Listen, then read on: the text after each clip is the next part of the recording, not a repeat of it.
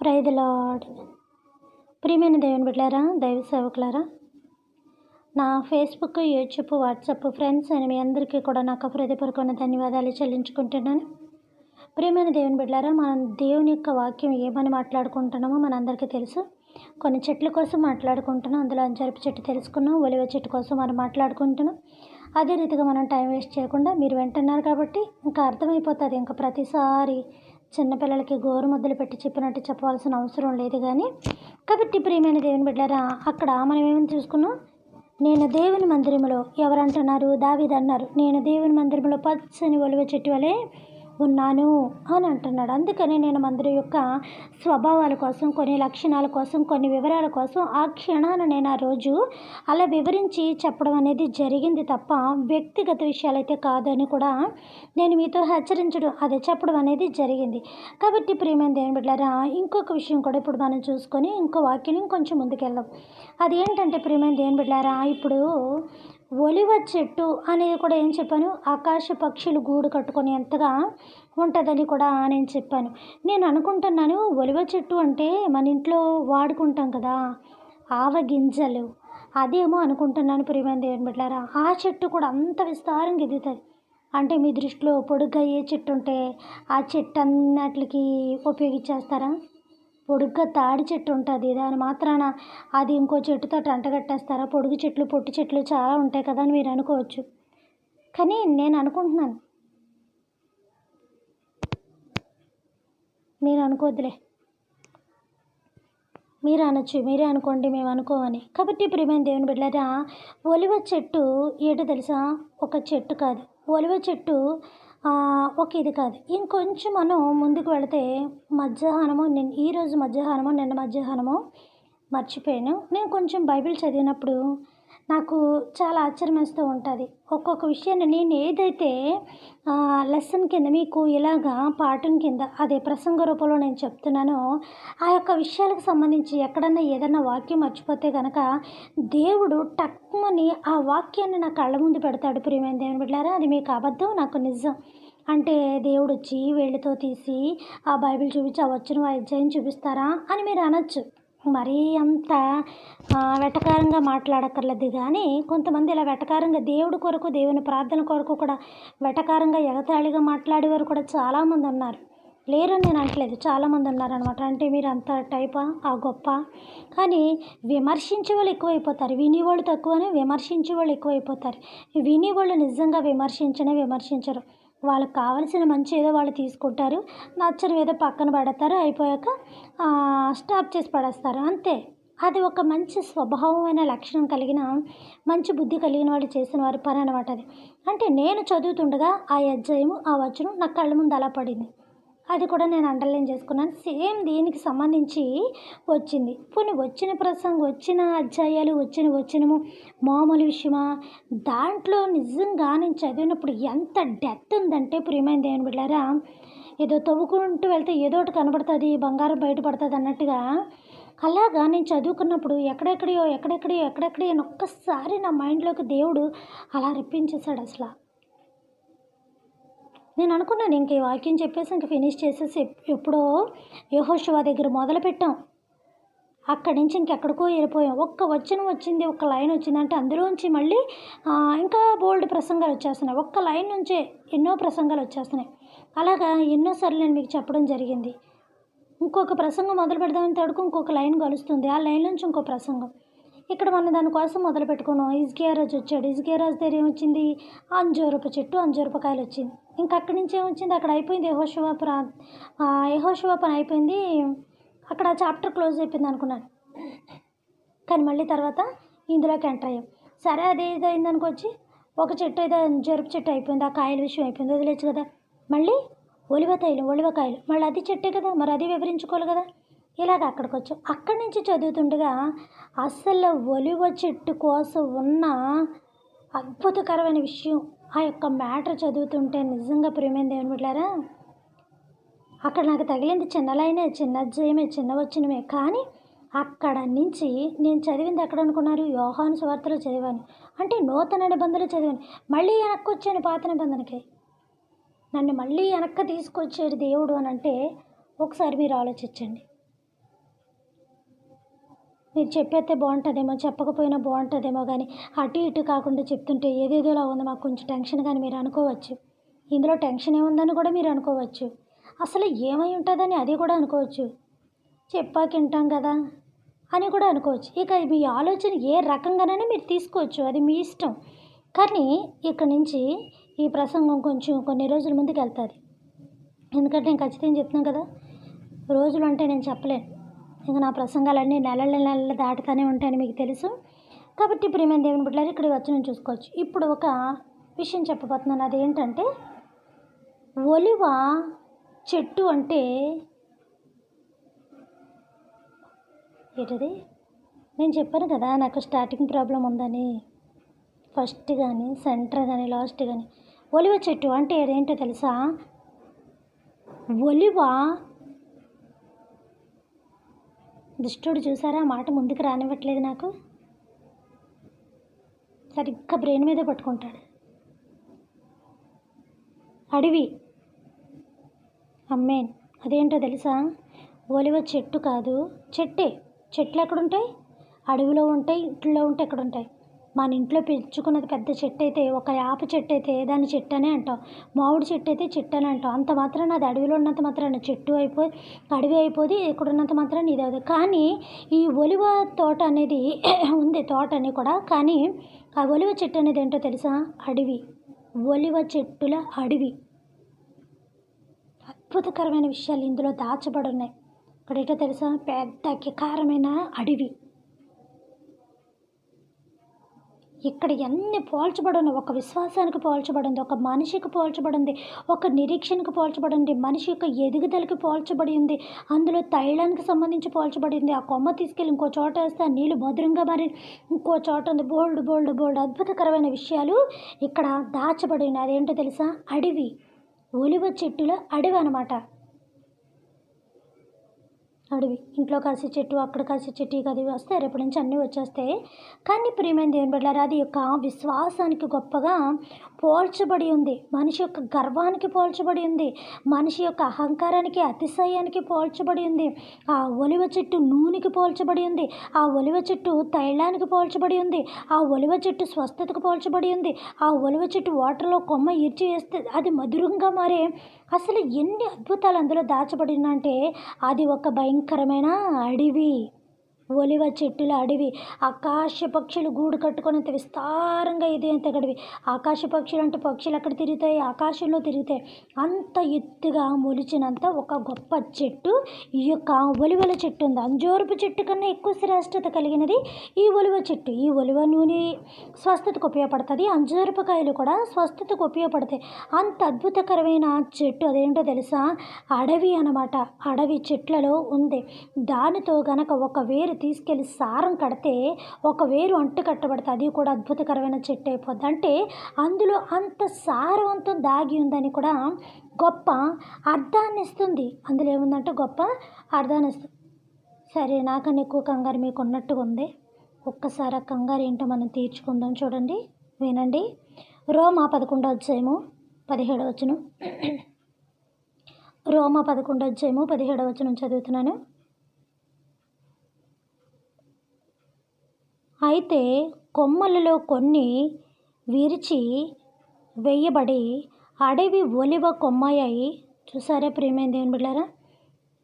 అడవి ఒలివ కొమ్మయ్యై ఉన్న నీవు వాటి మధ్య అంటుకట్టబడి ఒలివ చెట్టు యొక్క సారవంతమైన వేరుతో వాటిలతో కలిసి పాలు పొందిన ఎడల.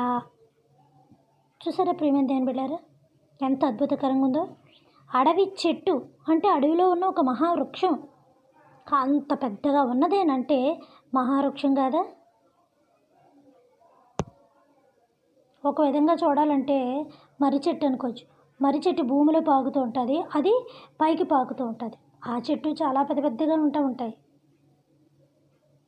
ఈ చెట్టు కూడా ఆకాశ పక్షులు గూడు కట్టు ఒక కొమ్మ విరిచి దానితో అంటు కట్టబడితే అంటే దాని సారం మొత్తం మనకు వస్తుందంట. అడవిలోంచి ఒక కొమ్మ అంటే ఆ చెట్టు నుంచి ఒక కొమ్మ విరిచి తెచ్చుకొని,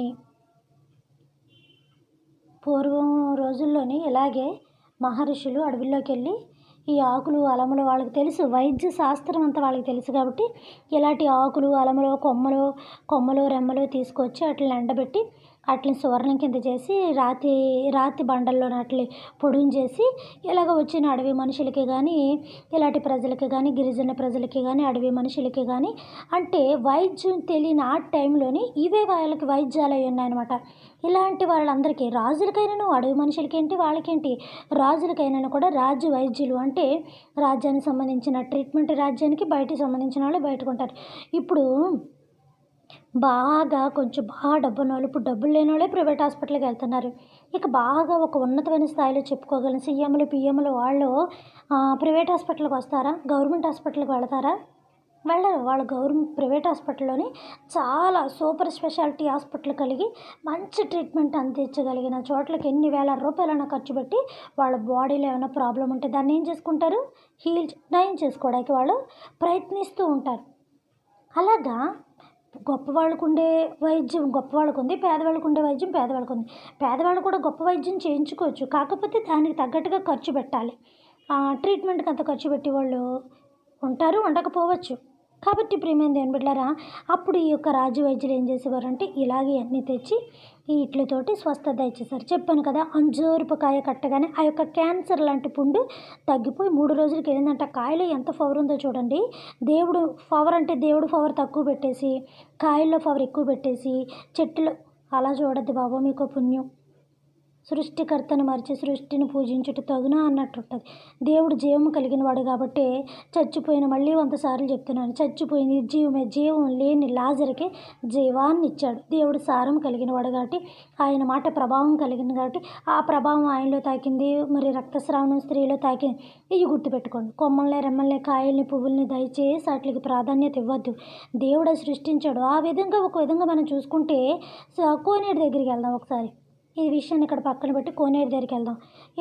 5 మండపములు కలవు. ఒక దేవదూత ఉదయకాలమున వచ్చి ఆ యొక్క నీళ్లు కదిలించగానే టపి మన ఎవరు దూకగానే వాళ్ళకున్న రోగం మొట్టమొదటి ఎవడు దూకునో వాడు స్వస్థత పొందినని యోహాను సువార్త 5వ అధ్యాయము 1వ వచనంలో మనకు రాయబడి ఉంది. బాగుంది.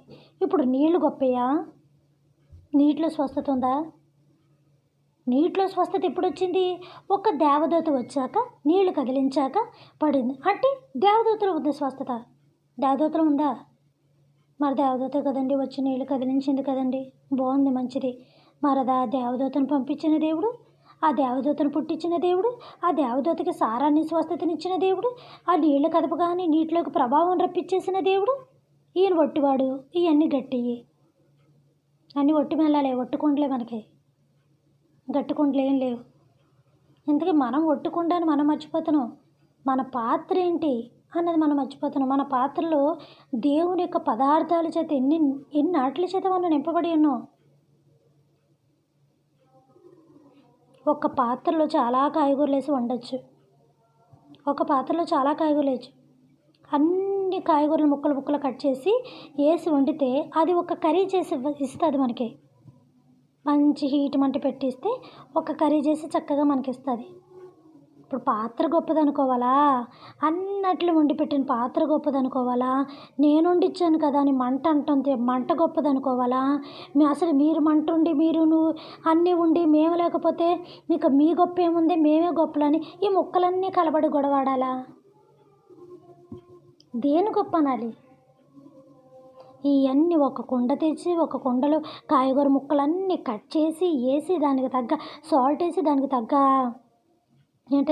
ఉప్పు కారాలు వేసి దానికి తగ్గట్టుగా ఇవన్నీ వేసి మంచిగా అన్ని దినుసులు వేసి చక్కగా గుమగుమలాడుతూ ఉండి మంచి మంట పెట్టి ఇది చేసి ఏది ఎంత కావాలో ఆ వాళ్ళన్నీ కూడా అందులో వేసి చక్కగా ఒక కర్రీ చేసి పెట్టిన వండిన మనిషిని చూస్తారా? ఆ ముక్కలోనే ఆ పొయ్యిని వంటనే ఆ పాత్రని చూస్తారా?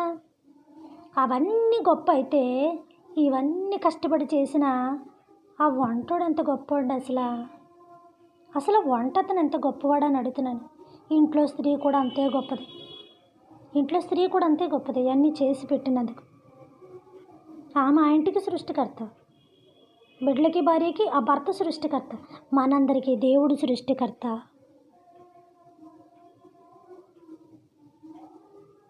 కాబట్టి కాబట్టి ప్రియమైన దేవుని బిడ్డలారా, మనం ఎప్పుడు చేసిన వాడిని చూడాలి కానీ సృష్టిని చూడకూడదు. సృష్టిలో కొన్ని ఉపయోగపడుతూ ఉంటాయి. అలాగా మనకు కాయగూరలు అవసరం. ఇప్పుడు కర్రీస్ వండుకోవడానికి దేవుడే చేసి పెట్టాడు.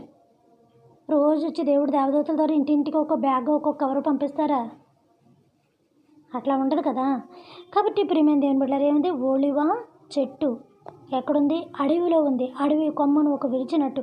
అయితే కొమ్మలలో కొన్ని విరచబడి అడవి ఒలివ కొమ్మై ఉన్న నువ్వే కొమ్మలాగా ఉన్నావని దేవుడు అడుగుతున్నాడు.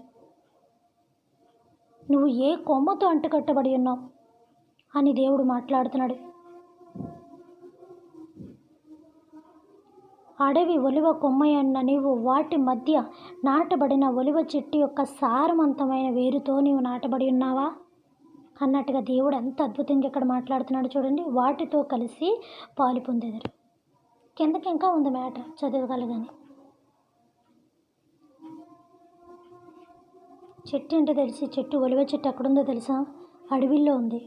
విషయం ఏంటంటే అది ఒలివ తోట, ఒలివ చెట్టు, ఒలివ అడవి అనమాట. ఒలివ అడవి ఏంటండి? మామిడి తోటల అడవి, కొబ్బరి తోటల అడవులు ఇవన్నీ అడవిల్లో లేవా? దూరంగా ఉంటే అడవులు అంటారు, ఊరి మధ్యన ఉంటే తోట అంటారు. ఊరి మధ్యన పెంచిందని తోట అంటారు, అడవి అని అక్కడ అంటారు. అంటే కొన్ని ఆ మొక్కలు ఈ మొక్కలు అన్నీ కలిపి ఉండబట్టి, చెట్లు కలిపి ఉండబట్టి అడవి అంటారు. ఒకటే దాన్ని శ్రేష్టంగా పెంచబట్టి ఒక తోట అంటారు. ఇప్పుడు మామిడి తోట అంటారు. తోట అంటే ఒక చెట్టు, 2 చెట్లు, 3 చెట్లు ఉంటాయా? అసలు ఎంత ఎకరాలుగా ఉంటుందా భూమి? ధాన్యం అంటారు. ధాన్యం అడవిలో పండుతుందా? మెత్తన నేల మీద పండుతుంది. దాన్ని ఏమంటారు? కూర తోటలు అంటారు. అవి ఎక్కడ పండిస్తారు? అవి ఏమైనా కొద్ది ఇంట్లో మనం ఉండే ప్లేసుల్లో పెడతారా? చాలా విస్తారమైన ప్లేసుల్లో అన్ని మొక్కలు కలిపి అక్కడ సగం విస్తారంగా పండిస్తారా? అంటే ఒక దానిని ప్రత్యేకంగా పండించే దానిని తోట అంటారు. అక్కడ ఒకటే దొరుకుతుంది, ఇంకేం దొరకదు. అక్కడ ఒకటే దొరికిన దాన్ని తోట అంటారనమాట. ఇప్పుడు అడవి అన్న తోట అన్న ఒకటే పేరు. అలా మీరు ఎలా చెప్పగలరని అనొచ్చు. దీనికి ఒక ఉదాహరణ తీసుకోవచ్చు. ఏదేను తోటలో, ఏదేను వనములో అని పేరు ఎందుకు వచ్చిందర్రా? అక్కడ దేవుడు తోట చేసి వదిలేశాడా? సృష్టిని యావత్తు మొత్తం అక్కడ నింపి వదిలేశాడా? పెద్ద అడవి. వాళ్ళ నివసించడానికి ఆ చెట్టులు నీడ, వాళ్ళ నివసించడానికి తినడానికి ఆ కాయలే, ఇంకేమున్నాయి? ఆ పళ్ళు పొలాలే. ఆటల బలంతో బతికారు. వంటల పెంటలు వాళ్ళకి అప్పుడు ఏం తెలియదు కదా. దేవుడు జ్ఞానం ఇచ్చేదాకా పంట పండించాలని, అవి ఇవి జంతువులను చంపుకు తినాలని నాగరికత నేర్పింది ఎవరు? ఆదాముకి నాగరికత నేర్పింది ఎవరు? అవ్వకు నాగరికత నేర్పింది ఎవరు? ఆదాముకి నాగరికత నేర్పింది అవ్వమ్మ. అవ్వమ్మకి నాగరికత నేర్పింది ఎవరు? దేవుడా? దేవుడు నేర్పించాడా నాగరికత?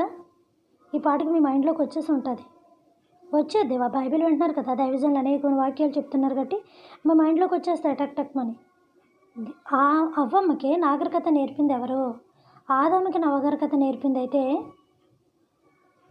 పట్టుకొని నిలదీసింది, తింటావా తినమని. అప్పుడు దాకా అలాంటి ఫోర్స్ లేదు ఆవిడలోని, అలాంటి కమాండింగ్ లేదు ఆవిడలోని, నాది నీది అన్న ఆలోచన లేదు ఆవిడకి. అప్పుడు దాకా ముట్టింది, చచ్చింది. దేవుడు చెప్పాడు కదా, ఆ పండు తినమని నిశ్చయముగా నీవు చచ్చేది. తక్షణమే అనలేదు. ఈ మాట 190 సార్లు నేను చెప్పాను. తక్షణం అనలేదు. తక్షణం అంటే కరెంట్ పట్టుకున్నాను అనుకోండి, తక్షణమే చచ్చిపోతారు. పాయిజన్ తీసుకున్నారనుకోండి, తక్షణమే చచ్చిపోతారు. ఏదైనా దూకేశారనుకోండి, తక్షణమే చచ్చిపోతారు. ఏదైనా వేసుకొని తగలెట్టేసుకున్నాం అనుకోండి, తక్షణమే. ఇది తక్షణమైన చావు. నిశ్చయముగా అంటే ఖచ్చితముగా అంటే నువ్వు ఎప్పటికైనా చచ్చిపోతావు భూమి మీద. 60 అయినా 70 అయినా రాని. ఈ మాట ఎన్నోసార్లు చెప్పాను, అది మాత్రం గుర్తుపెట్టుకోవాలి. ఇక్కడ ఏమనుంది? అడవి. ఇప్పుడు దేవుడు చేసింది తోట అనుకోవాలా, అడవి అనుకోవాలా? తోట అన్నా అడవి అన్నాను. ఇప్పుడు కొంచెం దేవుడు నాకు క్లారిటీ ఇచ్చాడు. ఇక్కడ ఏదేను తోటలో, ఏదేను వనములో. వనం అంటే అడవి అని కూడా అనుకోవచ్చు, వనం అంటే తోట అనుకోవచ్చు, ఈ వనము తోట అంటే అడవి అని కూడా అనుకోవచ్చు. తెలుగులో అమ్మని ఉందని హిందీలో కూడా అమ్మని ఉండదు కదా, ఇంగ్లీష్లో అమ్మని ఉండదు కదా.